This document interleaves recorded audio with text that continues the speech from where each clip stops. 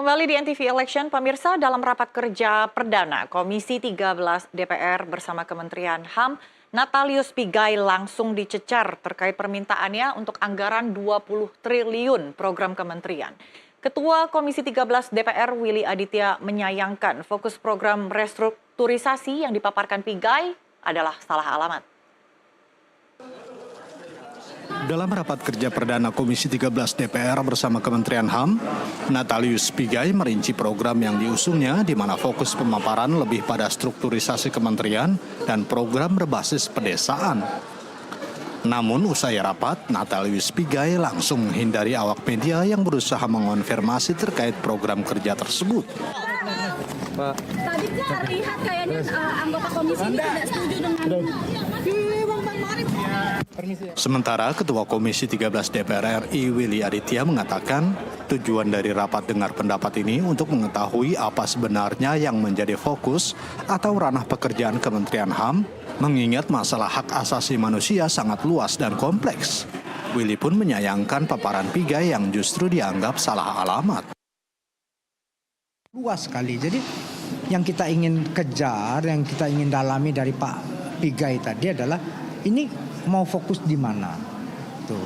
Jadi kalau fokus di dalam restrukturisasi itu salah alamat. Tadi mantan Pak Menteri Pak Yasona juga menyampaikan itu.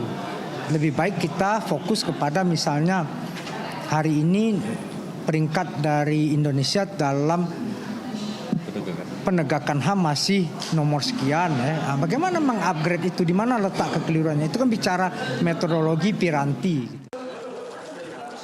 Rencananya Komisi 13 DPR akan kembali menggelar rapat kerja dengan Kementerian HAM pekan depan.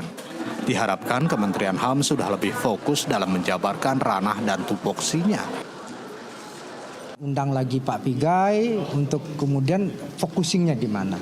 Jadi kita tunggu jawaban tertulis mereka minggu depan untuk kemudian kita lihat, rencana aksinya di sini lah.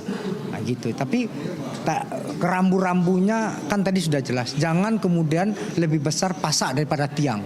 Itu tadi. Jangan anggaran untuk birokrasinya, aparaturnya lebih besar daripada program-program yang akan dieksekusi. Nggak boleh. Itu.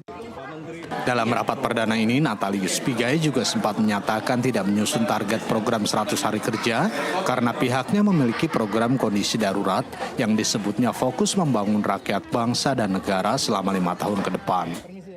Francis Karati dan juru kamera Muhammad Reza, Jurnalis NTV melaporkan.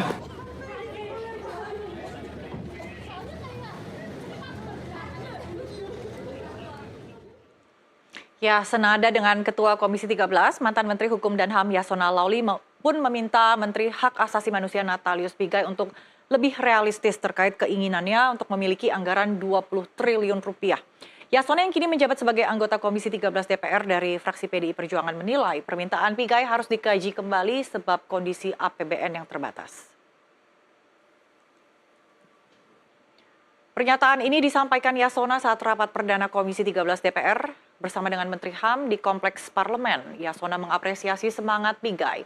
Meski demikian, semangat saja tak cukup untuk menjadi menteri.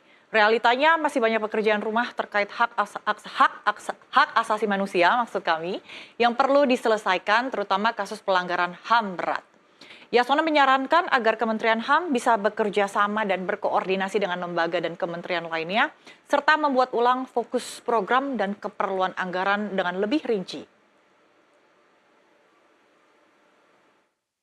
Tapi kan seperti saya sampaikan, realitasnya masih banyak yang harus dikerjakan. Jangan nanti semangat yang tinggi tiba-tiba apa yang diharapkan dari dukungan anggaran itu tidak terjadi, dan itu sangat sering terjadi. Maka lebih penting adalah koordinasi dengan kementerian lembaga yang ada. Ada PR yang lama, 13 pendekatan non-yudisial terhadap penyelesaian pelanggaran HAM berat masa lalu. Saya kira itu bisa dikerjakan terus. Kita sudah kerjakan dulu, dan itu bisa dikerjakan terus melalui koordinasi dengan kementerian lain. Misalnya korban-korban HAM berat yang lalu, keluarganya ada yang harus dibantu pendidikan, koordinasikan dengan Kementerian Pendidikan. Ada yang daerah mereka yang menjadi korban itu ada yang harus perlu dibantu pemberdayaan ekonominya, koordinasikan dengan Kementerian BUMN maupun Kementerian Perdagangan, Kementerian Perindustrian dan lain-lain, UKM dan lain-lain. Juga infrastruktur ke desa yang menjadi korban dulu seperti Talang Sari dan lain-lain. Nah itu dengan demikian kalau itu betul-betul dikerjakan, masyarakat itu akan menaikkan indikator bahwa kita memperhatikan ya pemenuhan HAM-nya, kemudian penyelesaiannya dan lain-lain. Nah soal saya mengatakan jangan dululah soal 100 juta per desa. Kita ada dulu program Kabupaten Peduli HAM. Itu aja ditingkatkan, indikatornya diperjelas. Dan bagi yang betul-betul memenuhi indikator yang lebih ketat itu diberikan reward oleh Kementerian Keuangan. Sama kalau satu kabupaten kota melaksanakan anggaran dengan baik dia dapat reward. Nah ini akan mendorong pemerintah daerah untuk dari anggarannya melalui kebijakannya mendorong supaya kabupaten kota itu peduli HAM. Misalnya tidak di daerah itu tidak ada kekerasan ya atau melakukan anak-anak di bawah umur bekerja dan lain-lain. Sesuai indikator yang barangkali nanti Pak Menteri buat ininya.